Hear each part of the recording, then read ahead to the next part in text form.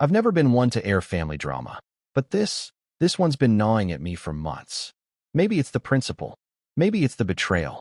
Maybe it's the fact that someone who shares my blood looked me in the eye and called me selfish. It started on a humid Sunday in May. My girlfriend, now fiancée, Emma, and I had just gotten back from a long weekend up north. Cabin, no Wi-Fi, firewood, and silence. We needed that. My company had just gone through a brutal acquisition, and Emma had just finished her clinical rotations. We'd been running on fumes. That trip was supposed to be about reconnection. Instead, my phone was already buzzing the second we got back into signal range. My sister, Dana. For missed calls. 2 voicemails. A text that read, "Please call me. It's urgent. Wedding stuff." I braced myself. Dana and I, we weren't distant exactly, but we weren't close either. A 3-year age gap felt like 30 when you're raised under pressure. She was always the golden child, student body president, dance team, early engagement.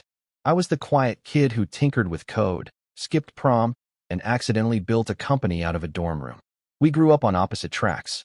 She colored inside the lines. I drew new ones. Still, I called her back. I was raised better than to leave someone hanging, especially family. Finally, she breathed into the phone. "I need a huge favor." Her voice had that brittle edge, the kind that meant she'd already convinced herself I'd say yes. "Okay," I said slowly. "What's up?" She launched into it. Her dream wedding venue, some vineyard estate upstate, had suddenly become available for her date.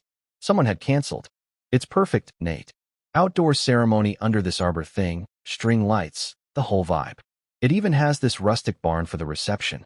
It's literally what I've had pinned on Pinterest for years." I smiled a little. She always had a flair for the dramatic. "So book it," I said. There was a pause. Then came the line I should have seen coming. "That's why I'm calling," she said. "It's 23 grand. Just for the space. I already blew most of the budget on the dress and the photographer. I need you to cover it." I laughed. I actually laughed. Not cruelly, just surprised. "You want me to pay for it?" "You're my brother, Nate. And you're loaded. You bought a Tesla for your dog walker, remember? It was a bonus, and the guy had just beat cancer. Context matters." "That's not the point," I said. "Dana, you know I love you. But that's a big ask." She didn't hesitate. "You have it." That's the part that stung. Not the assumption I was rich. That's been a running joke in the family since my startup got acquired. But the entitlement. Like I owed it to her because I'd done well. Like my money somehow belonged to everyone but me. I told her I'd think about it. That was my mistake. What followed was a week of texts, calls, voicemails from her, from my mother, even from our cousin Trish, who I hadn't spoken to since college. All of them urging me to do the right thing. All of them using the same word, selfish. "She's your only sister. She'd do it for you.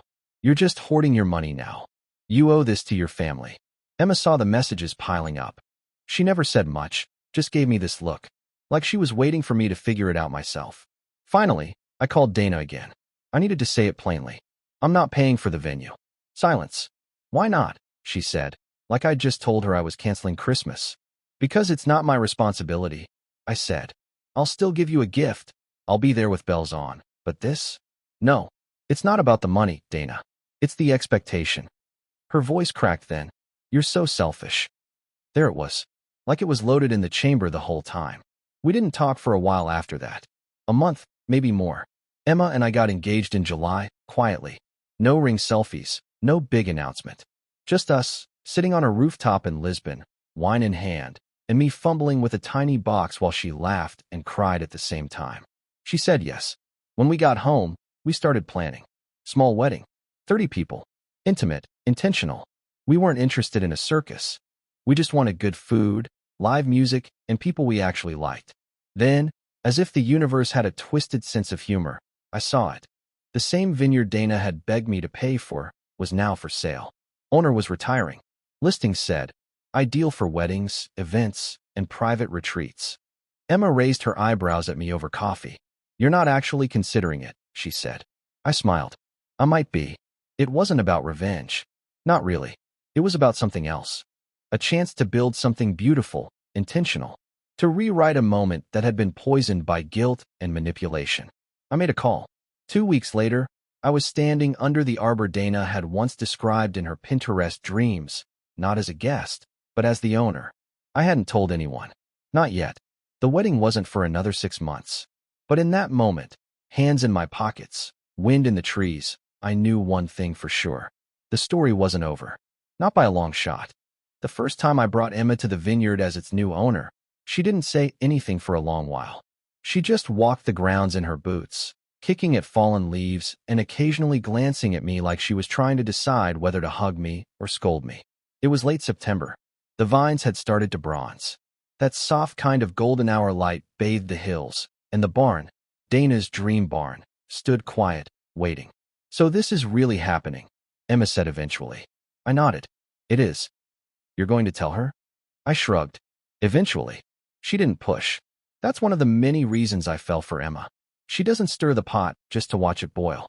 But I could see the unspoken thing in her eyes. Be careful with this. I was careful. More careful than I've ever been. I didn't gloat. Didn't post anything. We sent out simple, elegant invitations a few months later, hand-delivered where we could. White cardstock.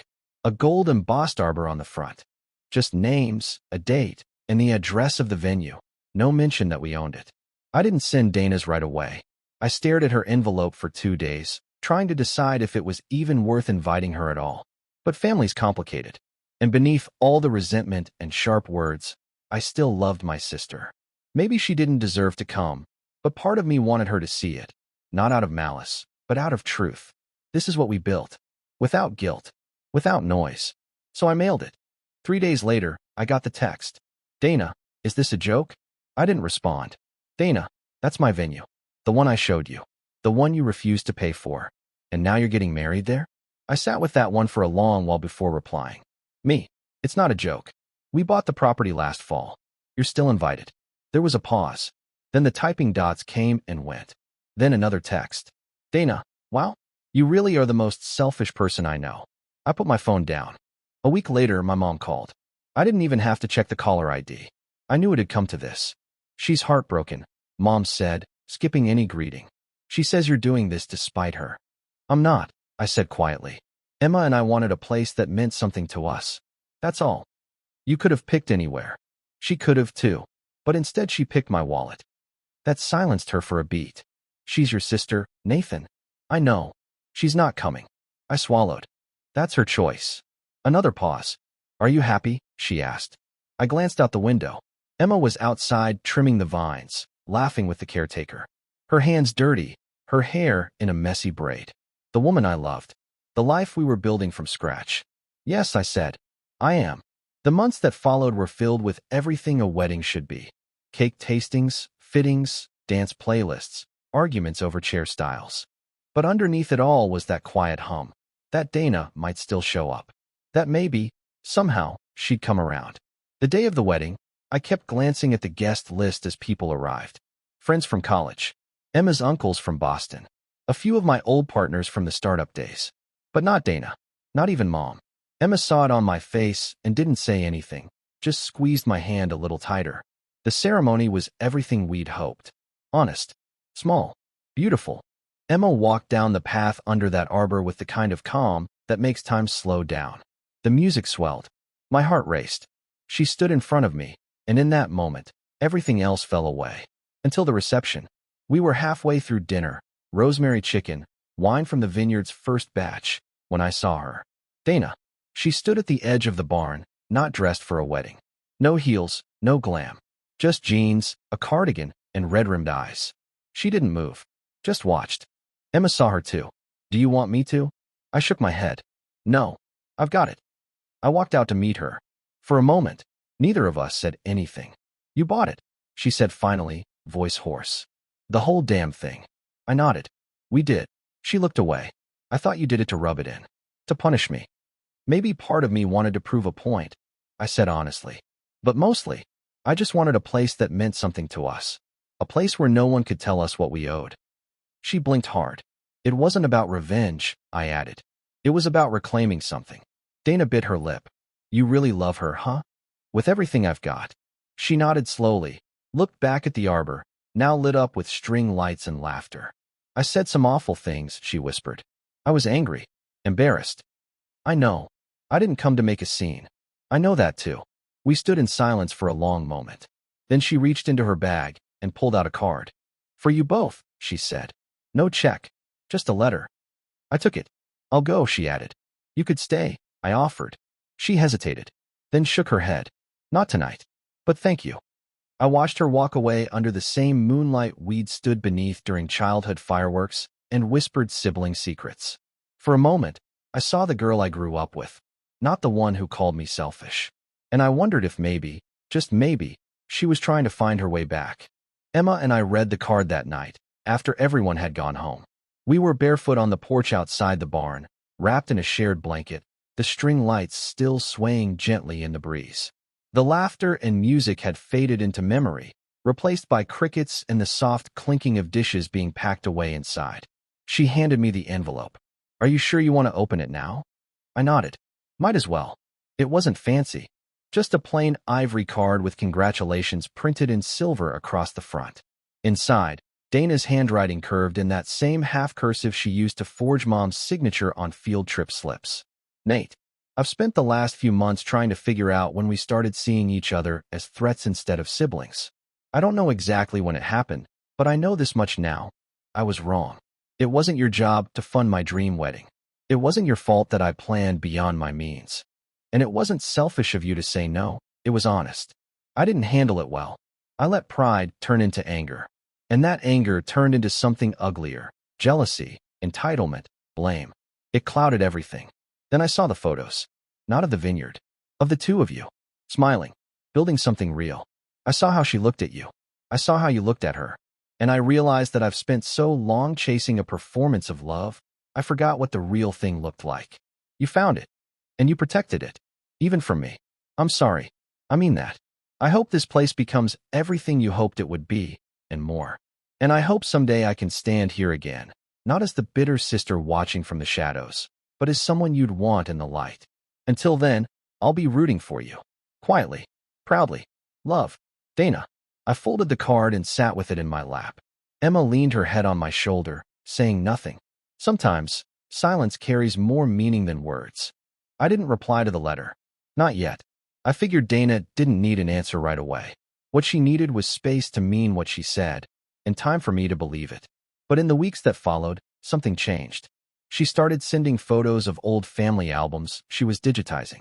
She liked a post Emma made about our vineyard's first harvest. On my birthday, she called, just to say hi. No guilt. No asks. Just warmth. And one afternoon in late spring, she texted me a photo. A tiny storefront with a chalkboard sign that read, "Coming soon. Bloom and Bramble, Florals by Dana." Underneath was a caption. "Dana, all mine this time. No loans. No shortcuts. Just roots." I smiled. Emma smiled. And in that moment, I felt something loosen in my chest, something I didn't even know I'd been holding on to. There's this thing people don't tell you about forgiveness. It doesn't always come with trumpets. Sometimes it shows up quietly, wrapped in humility and effort. Sometimes it begins with a letter, or a step toward healing, or a wedding that didn't go the way anyone thought it would. I still walk the vineyard every morning.